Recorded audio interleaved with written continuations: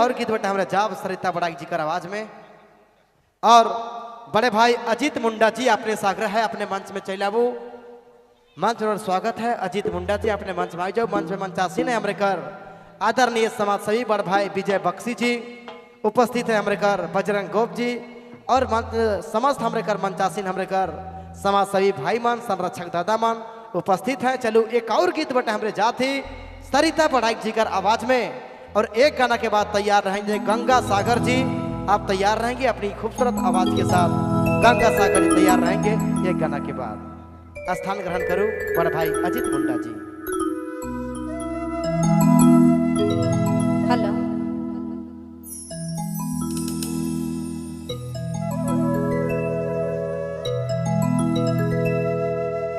जब से देखा लगा के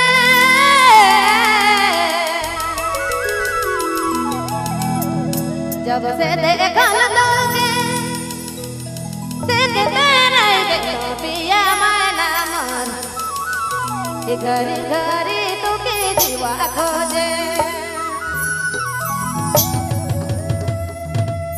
जब से देखा लगा के जब से देखा लगा के पिया माना मन घरी घरी तो की जीवा पिया माना मन घरी घरी तो की जीवा खोजे। घरी घरी तो की जीवा पिया माना मन घरी घरी तो की जीवा खोजे।